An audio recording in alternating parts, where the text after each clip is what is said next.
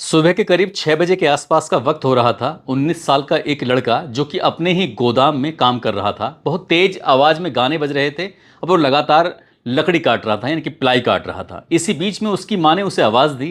पहली आवाज़, दूसरी आवाज़, तीसरी आवाज़, लगातार आवाज़ पर आवाज़ लगा रही थी, लेकिन बहुत तेज साउंड था और साथ ही जो लकड़ी काट रहा था उसकी वजह से भी बहुत ज़्यादा तेज साउंड था। वो सुन नहीं पा रहा था। आखिरकार पांचवी छठी आवाज़ माँ की उसके कानों तक पहुंच जाती है।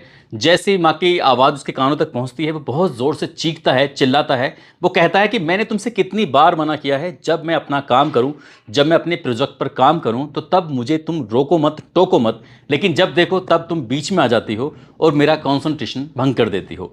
इसी हिसाब से 19 साल के उस लड़के ने अपनी माँ की तरफ चिल्लाते हुए ये बातचीत की। माँ ने कहा, बेटा बस मैं तो ये पूछ रही थी, सुबह के 6 बजे हैं और तुम इतनी तेज़ आवाज़ में गाने सुन रहे हो, साथ ही ये लकड़ी क्यों काट रहे हो, मेरी तो ये समझ में नहीं आ रहा। वो अपनी माँ को डांटते हुए कहता है कि तुम यहाँ से चली जाओ। माँ यहाँ से चली जाती है, लेकिन माँ को जाते हुए कहता है कि किसी से भी कहना यहाँ ना आए, मुझे अपना काम करने दे। बस 5-6 घंटे बीत जाते हैं। दरअसल उसने इस 5-6 घंटों में 5 ताबूत तैयार किए थे और 5 ताबूत तैयार करने का सिर्फ एक ही मकसद था कि उन पांचों ताबूतों के अंदर एक एक लाश उसके अंदर पैक करे। उसके बाद आगे जो होगा वो देखा जाएगा। लेकिन लगभग 4 महीने बीत जाते हैं। उनमें से एक व्यक्ति निकल कर बाहर आता है, पुलिस स्टेशन जाता है और पूरी कहानी सुनाता है। जब ये कहानी सामने आती है तब पूरे प्रदेश भर में हंगामा खड़ा हो जाता है कि आखिरकार 19 साल के उस लड़के ने ऐसा क्यों किया। आज की इस कहानी के माध्यम से ये जानने की, ये समझने की कोशिश करते हैं कि आखिरकार उस लड़के ने वो कत्ल क्यों किए थे और कत्ल के पीछे की असली वजह क्या थी और कैसे वो पकड़ा जाता है। 15 मई 2025 को 23 साल का एक लड़का होता है जिसका नाम आसिफ मोहम्मद होता है। उसको मृत्युदंड की सजा सुनाते हुए कहते हैं कि इसको तब तक फांसी के फंदे पर लटका के रखा जाए जब तक कि इसके प्राण ना निकल जाए। बस इतना था, क्योंकि इस बारे में जानने के लिए हर किसी की नज़र थी सोशल मीडिया पर टिकी हुई, ये जानने के लिए कि आखिरकार आज अदालत में जज साहब का फैसला क्या आने वाला है। क्योंकि पूरे प्रदेश भर में जब घटना हुई थी तब उस घटना ने पूरे प्रदेश में तहलका मचा दिया था, लोगों को सोचने पर मजबूर कर दिया था। दरअसल इस कहानी के बारे में शुरू से जानने की कोशिश करते हैं। ये तारीख थी 28 फरवरी 2021 की। दोपहर लगभग 12 बजे के आसपास का वक्त हो रहा था। मालदा सिटी से लगभग 25 किलोमीटर दूर एक गांव लगता है। गांव का नाम है 16 माइल। दरअसल 16 माइल में एक घर है जो बड़ा सा घर है। पास में ही 2 मंजिला एक गोदाम है और इस घर के अंदर 6 सदस्य रहते हैं। पिता हैं जिनका नाम जावेद अली है। माँ इरा बीबी जिसकी उम्र लगभग 45 साल के आसपास है। पिता की 50 साल के आसपास उम्र है। दादी की उम्र 75 साल है। नाम है अलेक जान बीबी। और बहन है जिसकी उम्र 17 साल है। नाम उसका आरिफा खातून है। बड़ा भाई नाम उसका आरिफ मोहम्मद और उम्र इसकी 21 साल होती है। छोटा भाई आसिफ जिसकी उम्र 19 साल होती है। दोपहर के 12 बजे के आसपास का वक्त हो रहा था। माँ ने कई बार आवाज़ लगाई कि खाना तैयार है और ड्राइंग रूम में आ जाओ और डाइनिंग टेबल पर खाना ये तैयार है। जब माँ ने लगातार आवाज़ लगाई, आवाज़ लगाने के बाद आखिरकार पूरे परिवार के सदस्य आ जाते हैं। एक तरफ माँ खाना लगा रही थी, दूसरी तरफ जो छोटा भाई होता है वो फ्रिज के अंदर से जूस की बोतल निकालता है। उस जूस की बोतल को निकालने के बाद अपने कमरे में जाता है और कमरे में जाने के बाद उसके पास कुछ नींद की गोलियां होती हैं और लगभग 20 गोलियां उसके अंदर डाल देता है। पान जो जूस की बोतल थी उसके अंदर डालता है। जैसे ही सबके सब लोग डाइनिंग टेबल पर अपने अपने बैठ जाते हैं, कुर्सियों पर अपना खाने के लिए इंतज़ार कर रहे थे, इसी बीच में वो बोतल को हिलाते हुए कहता है कि अभी थोड़ी देर और इसे फ्रिज में रख देता हूँ, जब खाना खाएंगे उसके बाद में जूस पी लेंगे। छोटे भाई ने कुछ इस तरह की बात कही। आराम से बैठते हैं, खाना खाते हैं और खाना खाने के बाद वो अपने बड़े भाई को हुक्म देता है। बड़े भाई से कह रहा था कि मैं थोड़ा देर से खाना खाने के लिए बैठा हूँ, इसलिए आप एक काम करो, वहाँ फ्रिज के अंदर जूस रखा है, उस जूस को निकाल दो सभी लोगों के लिए, लेकिन मेरे लिए थोड़ा निकालना और बाकी अपने हिसाब से जैसे चाहो वैसे कर लेना। ठीक वैसे ही करता है। उसका जो बड़ा भाई होता है वो फ्रिज के पास जाता है, वो जूस की बोतल निकालता है। निकालने के बाद 6 गिलासों में वो करता है और जैसे ही 6वें गिलास में वो कर रहा था, तुरंत ही छोटे भाई ने कहा कि मेरे लिए थोड़ा कम निकालना, मुझे कम पीना है, वैसे ही मैंने दिन में पी लिया था। इस तरह की बात थी। आखिरकार वो 6 के 6 गिलासों में कर दिया जाता है और सबके सब जूस पीने लगते हैं। जो सबसे छोटा वाला होता है वो अपने गिलास को उठाता है, बिना पिए वहाँ से सीधा गोदाम में जाता है और जाने के बाद अपने लैपटॉप पर इंग्लिश मूवी लगाता है और इंग्लिश मूवी लगाने के बाद आराम से कानों में लीड लगाकर देख रहा था। कुछ वक्त बीत जाता है, कुछ वक्त बीतने के बाद वापस लौट कर आता है और जैसे ही लौट कर आता है तो जो डाइनिंग टेबल है उसके बराबर कुर्सी है, कुर्सी पर जितने भी सदस्य बैठे हुए थे, उसकी माँ, उसके अब्बू, उसकी दादी, उसकी बहन, उसका भाई, ये सब के सब बेहोशी जैसी हालत में थे। सबके मुंह से झाग निकल रहे थे। अब वो समझ चुका था कि ये विरोध करने की स्थिति में नहीं है। इसके बाद वो दौड़ता हुआ जाता है वापस अपने गोदाम में। गोदाम में जाने के बाद जो उसने सुबह 6 बजे से लेकर दोपहर 12 बजे तक जो उसने अपना प्रोजेक्ट तैयार किया था, प्रोजेक्ट में दरअसल उसने बनाए हुए थे 5 ताबूत बनाए हुए थे। उसके लिए बाजार से लकड़ी खरीद के लाया था, पहले से ही पॉलीथीन का बड़ा सा बंडल खरीद के लेकर आया था। जब उसने ताबूत बनाए थे तो उस ताबूत में उसने ऊपर की साइड में एक सुराग भी कर दिया था ताकि उसमें पानी भर सके, और पानी को रोकने के लिए वो एक पूरा का पूरा पॉलीथीन का बंडल लेके आता है। आखिरकार वो उन्हें रख देता है लाइन से लगाने के बाद। फिर यहाँ से दौड़ता हुआ अपने घर की तरफ जाता है और घर जाने के बाद, क्योंकि गोदाम और घर दोनों एक ही उसमें हद में बने हुए हैं, क्योंकि यहाँ से उसे उस दीवार को फांदना नहीं था, दूर नहीं जाना था। जब वहाँ जाता है, जाने के बाद खड़ा हो जाता है। खड़ा होने के बाद वो इंतज़ार कर रहा था कि आखिरकार सबसे पहले किसे लेके जाऊँ।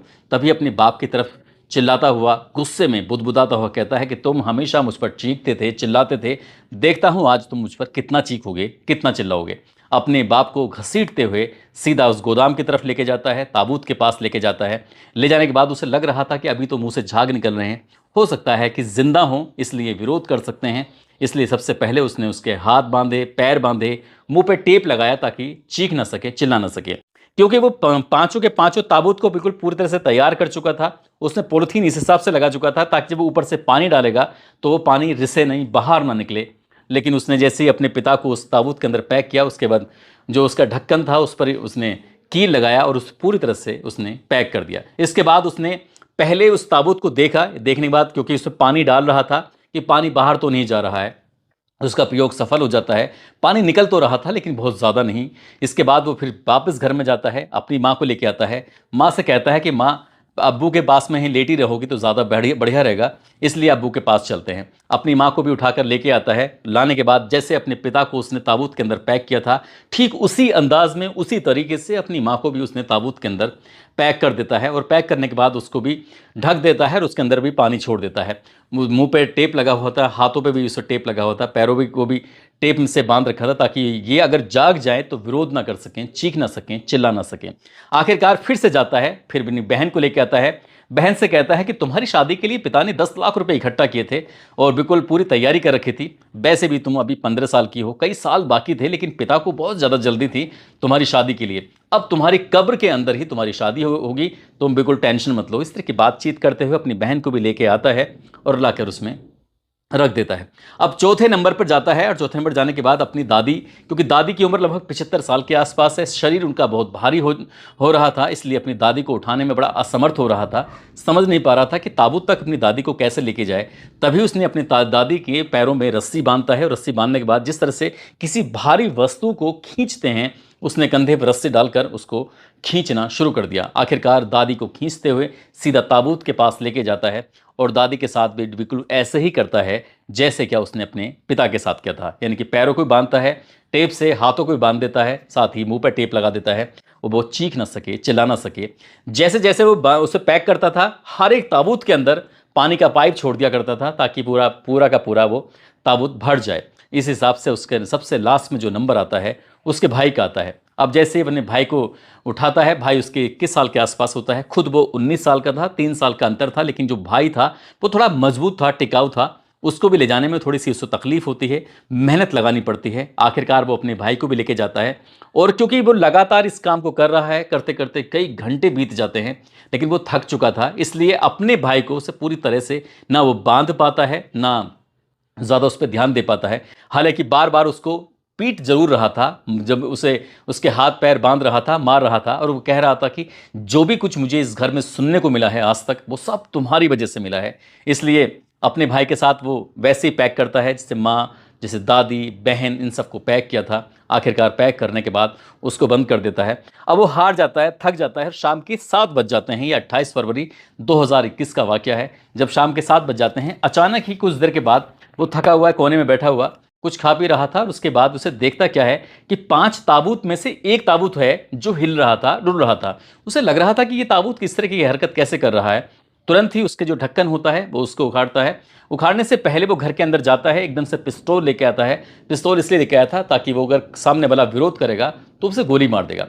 आखिरकार उसे जैसे उसने पिस्तौल से उसको अपने जो भाई था, क्योंकि भाई का ताबूत था जो हिल रहा था, डुल रहा था, और उसे जैसे ही उसने पिस्तौल लगाई क्योंकि उसे मारने के लिए, तो उसने कुछ रिक्वेस्ट करना शुरू कर दिया। रिक्वेस्ट करते करते आखिरकार जब वो पूरी ताकत लगाता है तो उसके हाथ खुल जाते हैं, क्योंकि वो उसकी जो हाथों पर टेप था वो पूरी ताकत से, पूरी सही से उसको शायद बांध नहीं पाया था।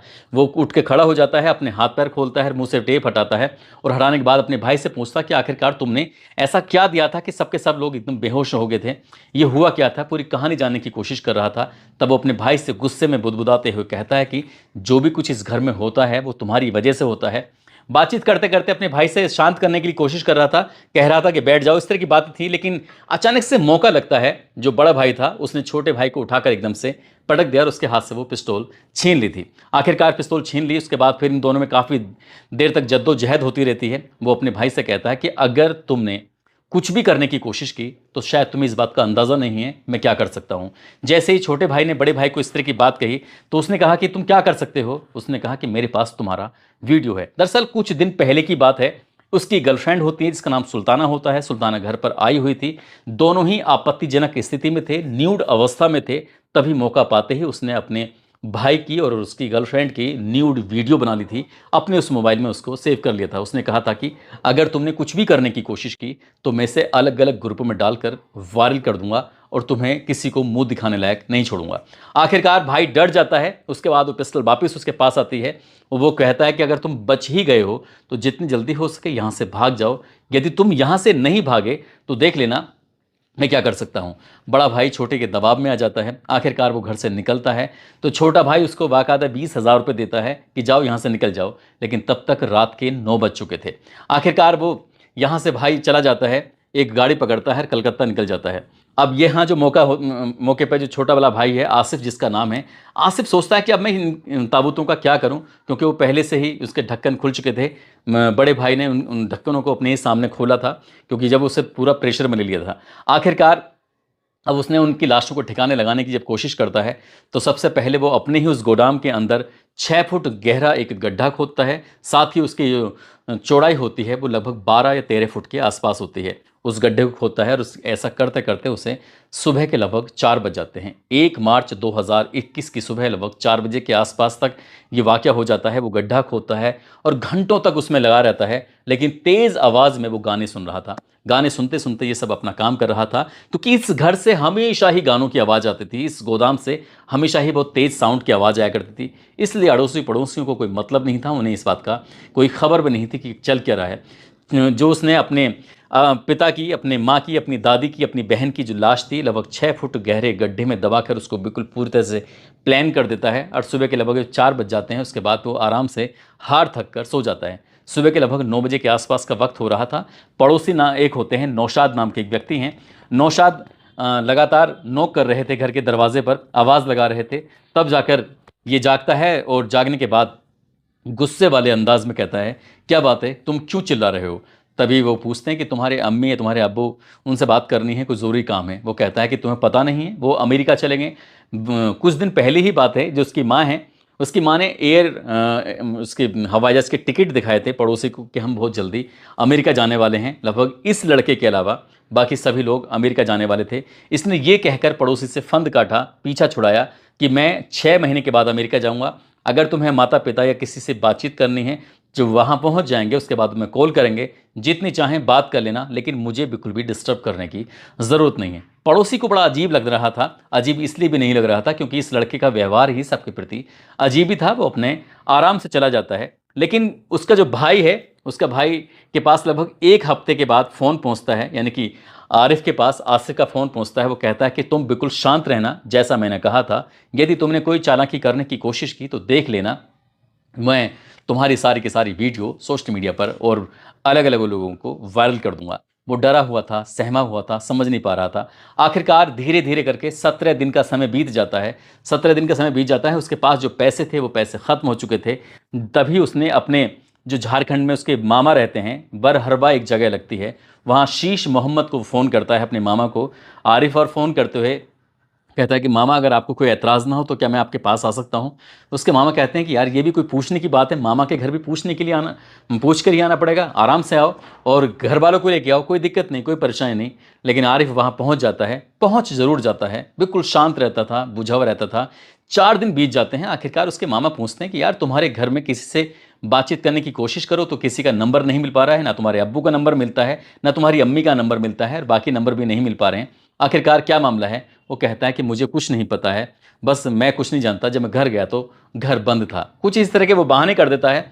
आखिरकार जो उसका मामा था, क्योंकि उसकी जिज्ञासा बिल्कुल भी शांत नहीं हो रही थी, आखिरकार छोटे वाले को फ़ोन लगाता है। फ़ोन लगाने के बाद पूछता है, अपने अम्मी-अब्बू वगैरह से बातचीत कराओ। वो कहते हैं कि वो अमेरिका जा चुके हैं। अब सब लोग जानते हैं, बार-बार मुझे क्यों परेशान कर रहे हो? इसलिए छोटे वाले का व्यवहार कुछ अकड़ू टाइप का था, गुस्से में वो रहता था। अपने मामा को भी कुछ इस तरह से झाड़ते हुए, डाँटते हुए इसी तरह से बात करता है कि जब वहाँ अमेरिका पहुँच जाएँगे, आराम से बातचीत करेंगे, जितनी चाहें उतनी बात करना, लेकिन मुझे बिल्कुल भी परेशान मत करना।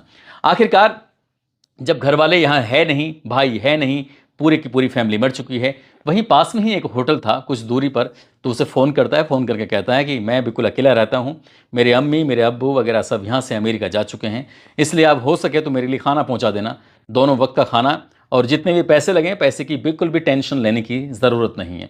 जब इस तरह की बात कही जाती है तो होटल वाला उसे वक़्त पर खाना पहुँचा दिया करता था, सुबह शाम इस तरह से। वो खाना लेकर आते थे, जाते थे और धीरे-धीरे करके ऐसे ही वक़्त आगे बढ़ रहा था। धीरे-धीरे करके वक़्त आगे बढ़ रहा था, लगभग साढ़े 3 महीने का वक़्त हो जाता है। इसी बीच में ये आसिफ़ अपने मामा शीश मोहम्मद को फ़ोन करता है, झारखंड के बरहरवा एक जगह लगती है। फ़ोन करके कहता है कि मामा जी, हमने जो अपना घर बनाया था, तो आपसे 2,80,000 रुपए उधार लिए थे, आप आओ और अपने पैसे लेकर चले जाओ। जैसे ही लड़के ने ये बात कही, उसका मामा खुश हो जाता है। उसने कहा कि ठीक है, अगर पैसे मिल रहे हैं तो इसमें बुराई क्या है। लेकिन 3-4 दिन के बाद जाता है, जब 3-4 दिन के बाद जाता है, दरवाजे को नॉक करता है। दरवाजे को नॉक करने के बाद उसमें आवाज़ लगाता है, पूछा जाता है कौन? वो कहता है कि मैं शीश मोहम्मद, तुम्हारा मामू आ गया हूँ। जब मामू तुम के बारे में बात की जाती है, उसने कहा कि मैंने तुमसे कहा था पैसे लेने के लिए आ जाओ, जिस दिन मैंने कहा था आप उस दिन क्यों नहीं आए? यानी कि अब 3-4 दिन के बाद आए हो, इस तरह के, अब पैसे नहीं मिलेंगे, अब यहाँ से जाइए। इस तरह की बात वो कहते हैं कि यार मैं तुम्हारा मामा लगता हूँ, तुम मुझसे ऐसे कैसे बातें कर सकते हो? मैंने पहले फ़ोन किया था तब भी तुमने मुझसे इसी तरह से बातचीत की थी। वो कहता है कि मैंने तुमसे कहा कि यहाँ से चले जाओ, जिस दिन मैं अगली बार फ़ोन करूँगा, उस दिन पैसे लेने के लिए आ जाना। जानते नहीं हो मैं कितना खतरनाक आदमी हूँ, मैं क्या कर सकता हूँ? जब इस तरह की बात थी, मामा को वाक़ई उस दिन बहुत ज़्यादा अजीब लगा था, क्योंकि उसने उससे पहले कभी इस तरह की धमकी नहीं दी थी, इस तरह की बात नहीं कही थी। यहाँ से निकलता है, सामने ही पड़ोसी था नौशाद, उसने सुन लिया, क्योंकि उसके लिए भी, मामा के लिए दरवाज़ा नहीं खुला था और पड़ोसी नौशाद के लिए भी दरवाज़ा नहीं खुला था। आखिरकार पड़ोसी से बातचीत करता है और पड़ोसी कहता है कि मैं भी देख रहा हूँ ये अक्सर घर में ही रहता है, किसी से बातचीत नहीं करता, एकदम बुझा-बुझा सा रहता है। आप देख लीजिए क्या करना है। अब यहाँ से वो चला जाता है, वो सीधा अपने घर पहुँचता है और घर जाने के बाद बड़े वाले भांजे यानी कि आरिफ से पूछता है कि आरिफ, मुझे सच-सच बताओ, तुम्हारे अम्मी, तुम्हारे अब्बू कहाँ पर हैं? साढ़े 3 महीने से ज़्यादा का वक़्त हो चुका है और उनसे ना कोई बातचीत हो पा रही है, उनके नंबर भी बंद आ रहे हैं। आखिरकार पूरा मामला क्या है? जब कुछ देर तक आखिरकार आरिफ से पूछा जाता है तो आरिफ टूट जाता है। वो कहता है कि 28 फरवरी 21 की बात है कि अम्मी, अब्बू, बहन और दादी का उसने कत्ल कर दिया था। मैंने अपनी आँखों से ताबूत के अंदर उनकी लाशें देखी थीं। जब इस तरह की बातें थीं, तो उसका मामा भी सहम जाता है। सीधा वो पहुँच जाते हैं, एक ये थाना लगता है कलियाचक, कालियाचक, वहाँ जाते हैं। वहाँ जाने के बाद एसएचओ से बातचीत करते हैं, कहते हैं कि कुछ इस तरह की बात है, हमें क्या करना चाहिए, क्या नहीं। और वो तारीख थी 19 जून 2021 की रात, लगभग 8 बजे के आसपास। पुलिस ने पूरी कहानी जानी, उसके बाद एफआईआर वगैरह ये दर्ज कर लेते हैं और एफआईआर दर्ज करने के बाद उस घर को, जिस घर में 16 माइन जो गांव है, उस घर में जाते हैं, उसे चारों तरफ से घेर लेते हैं और घेरने के बाद आवाज़ लगाते हैं कि तुम बाहर निकल के आओ, नहीं तो फिर हम दरवाज़ा तोड़कर अंदर आ जाएंगे। लड़के ने दरवाज़ा खोला नहीं, इसलिए दरवाज़ा तोड़ा जाता है। पुलिस जब अंदर जाती है, अंदर जाने के बाद उससे पूछा जाता है कि तुम्हारे घर वाले कहाँ हैं, उनके बारे में जो भी है सच-सच बताओ। तो वो शुरुआत में तो वो जैसे हर मुलजिम, हर अपराधी इस तरह की बातें करता है, तो शुरुआत में वैसी बातें कर रहा था, लेकिन पुलिस ने जब उससे सख्ती से पूछना शुरू किया है, तब वो बताने लगता है कि मैंने उन्हें मारकर दबा दिया है। अब पुलिस वालों ने पूछा कि मारकर तुमने कहाँ दबाया है? तो जो बड़ा सा गोदाम था, उस गोदाम में एक जगह बताता है कि यहाँ पर कई पुलिस वाले लगातार घंटों तक गड्ढा खोदते रहते हैं, मज़दूरों की मदद लेते हैं। आखिरकार गड्ढा खुद जाता है, लेकिन जितनी गहराई में गड्ढा खुद रहा था, कुछ हाथ नहीं लग रहा था। पुलिस वाले थोड़े से परेशान हो जाते हैं कि इतनी देर से मेहनत कर रहे हैं और कुछ भी मिलता नहीं है। तभी फिर से पुलिस उससे सख्ती से पूछताछ करती है और कहती है कि अब की बार अगर तुमने सही जगह नहीं बताई तो देख लेना, हम तुम्हारे हाथ पैर पूरी तरह से तोड़ कर डाल देंगे। आखिरकार उसके पास बचने का कोई चारा नहीं था और उसने बताया कि ये सही गड्ढा है, आप यहाँ पर खोद दीजिए। आखिरकार गड्ढा खोदा जाता है। खोदने के बाद लगभग 6 फुट की गहराई के बाद पता चलता है कि उसमें 4 लाशें थीं। 4 लाशें थीं, उन 4 लाशों को बाहर निकाला जाता है, लेकिन लाशों की हालत बिल्कुल कंकाल का रूप बन चुकी थी, वो बिल्कुल बेकार हो चुकी थी। उनकी जांच पड़ताल के लिए डीएनए सैंपल लिया जाता है, भेजा जाता है। डीएनए सैंपल के माध्यम से आखिरकार पता चल जाता है कि ये लाशें चारों किसकी हैं। उसकी माँ, उसके अब्बू, उसकी बहन, उसकी दादी की वो लाशें थीं। इसके बाद पूछा जाता है कि तुमने ये सब क्यों किया? तब उसने बताना शुरू किया कि मेरे घर में मुझे हर चीज़ के लिए बड़ी जद्दोजहद करनी पड़ती थी। दरअसल उसने ज़िद करके उसने कहा कि हाई स्कूल के बाद उसने एक कोर्स किया था और कोर्स करने के बाद दरअसल वो रिसर्च करता रहता था और रिसर्च का उसका मकसद ये था कि वो अपने पिता से कहता था, एरोनॉटिक्स एक कंपनी है नासा, यानी कि उसमें उसको एक प्रोजेक्ट मिला है, अगर वो उस प्रोजेक्ट में शामिल होगा तो उसको देखना कि पूरी दुनिया में उसका नाम होगा, लेकिन कुछ पैसे लगेंगे। जब पिता से पैसे मांगे तो उसने पैसे से मना कर दिया, लेकिन उसने जब जिद की कि 23 लाख रुपये हर हाल में चाहिए, आखिरकार उसके पिता को ज़मीन बेचनी पड़ जाती है और 23 लाख रुपये का इंतज़ाम कर लिया जाता है। हालांकि वो नासा तो नहीं जा पाया था, लेकिन बाद में उससे पहले भी उसने जो अपने कुछ गैजेट्स वगैरह जैसे कि लैपटॉप है, मोबाइल है या कुछ और चीज़ें खरीदनी थी, तब घर वालों ने दिलवाने से मना कर दिया था, तो गुस्से में घर छोड़कर चला गया था। जब वापस लौट कर आया तो माँ ने कहा कि ये बच्चा है, इस तरह से जाता रहेगा तो किसी दिन ऐसा ना हो कि कोई बुरी खबर मिले, इसलिए जो कहता है इसकी बात मान लो। तब लैपटॉप और उसके लिए मोबाइल या उसके जो गैजेट्स थे वो सब चीज़ दिलवाई जाती हैं। और इसी तरह से उसने 23 लाख रुपए की ज़मीन भी बिकवाई थी और इसी तरह से जो गोदाम था उस गोदाम को भी उसने अपने पिता से अपने नाम करा लिया था ज़िद पर। आखिरकार घर वाले उसकी ज़िद के आगे टूटते चले जा रहे थे और वो जैसा कहता था वैसे ही उसके पिता ने जो ज़मीन बेची थी 10 लाख रुपए अपनी बेटी की शादी के लिए भी इकट्ठे कर दिए थे, रख लिए थे, कहीं भविष्य में ऐसा ना हो कि ये भी पैसे ख़त्म हो जाएं। आखिरकार जब वो लगातार दिन रात उस गोदाम में पड़ा रहता था, कुछ ना कुछ करता रहता था, तो उसे जब नींद नहीं आती थी तो एक दिन अपने अब्बू से बोलता है कि अब्बू मुझे नींद नहीं आती, क्या मुझे कुछ ऐसी गोलियां दिलवा दो जिससे जब मैं चाहूँ तो सो जाऊँ। उसके अब्बू उसको खुद एक मेडिकल पे लेके जाते हैं और कहते हैं कि जब ये गोली मांगे तो उसे दे देना। दरअसल वो गोली लेने के लिए जाया करता था और एक दिन भारी मात्रा में गोली लेके आ जाता है। जिस दिन 28 फरवरी 2021 को उसने अपने परिवार को बेहोशी की गोलियां दी थी, तो वो गोलियां असल में उसके पिता की मर्जी से ही पहले ही क्योंकि मिलती रहती थी, उसने उसका इस्तेमाल किया। उसके बाद अपने परिवार का उसने कत्ल कर दिया। ये 26 अगस्त 2021 को मालदा सेशन कोर्ट में चार्जशीट दाखिल की जाती है। दोनों तरफ के वकील, एक वकील होता है जो इसे बचाने की कोशिश कर रहा था, एक वकील होता है जो इस मामले में बिल्कुल सारे तथ्य जोड़कर वो बता रहे थे कि इसने कितना हीनियस क्राइम किया है। आखिरकार तारीख पर तारीख पड़ती हैं, उसके बाद फिर 16 मई 2025 को इसको दोषी करार दे दिया जाता है आसिफ को, और दोषी करार देने के बाद ठीक अगले दिन 17 मई 2025 को जो जज साहब होते हैं उसको मृत्यु दंड की सज़ा सुनाते हैं और कहते हैं कि इसे तब तक फांसी के फंदे पर लटका के रखा जाए जब तक कि इसके प्राण न निकल जाए। आखिरकार इसके फिलहाल वो मालदा की जेल में बंद है और इंतज़ार कर रहा है। हाई कोर्ट में भी मामला लंबित है। हाई कोर्ट के बाद अभी सुप्रीम कोर्ट है, सुप्रीम कोर्ट के बाद अभी राष्ट्रपति है। जब तक ये फाइल इसकी राष्ट्रपति तक पहुंचेगी तब तक शायद इसकी ज़िंदगी के हो सकता है कि 50 साल बीत जाएं, 40 साल बीत जाएं, क्योंकि हमारे देश का कानून कितना धीरे धीरे काम करता है आप सहज ही अंदाज़ा लगा सकते हैं। लेकिन जिस तरह का इसने अपराध किया है वाकई इसको कम से कम समय में फांसी ज़रूर हो जानी चाहिए ताकि समाज को एक संदेश जाए। क्योंकि जब ये घटना होती है तो लोग सोचने पर मजबूर थे कि आखिरकार एक 19 साल का लड़का इतना बड़ा क्राइम कैसे कर सकता है। जब इससे पूछा जाता है तो बताता है कि इसने इंग्लिश फिल्में देखी थी और वहीं से इसको आइडिया आया था किस तरह से अपने परिवार को ये ठिकाने लगाएगा। दोस्तों, इस पूरे घटनाक्रम को सुनाने का उद्देश्य किसी को परेशान करना नहीं है, किसी का दिल दुखाना नहीं है, बल्कि आपको जागरूक करना है, आपको सचेत करना है। और जाते जाते ये कोटपुतली के रहने वाले हैं शशिकांत मीणा, शिकोहाबाद के रहने वाले हैं यश प्रताप सिंह और राम रतन सिंह। आज इनका जन्मदिन है, इनको जन्मदिन की ढेरों सारी शुभकामनाएं, बहुत बहुत मुबारकबाद। कुछ लोगों ने नाम लेने की अपील की है, जिसमें सानिया कुमारी हैं, अलीना खातून, राम बली पासवान, गजेंद्र सिंह, मोहम्मद हसन, रुबीना परवीन, महेंद्र सिंह, अफजल हाशमी, सुशील यादव, मनोज गुप्ता, इरफान अंसारी, सत्य मंडल, तारीफ सैफी, जुबैर अंसारी, विक्रम सिंह, अमनदीप बिश्नोई, निर्मला जोशी, साबिर मलिक। आप सब लोग अपना ख्याल रखें, सुरक्षित रहें। जय हिंद, जय भारत।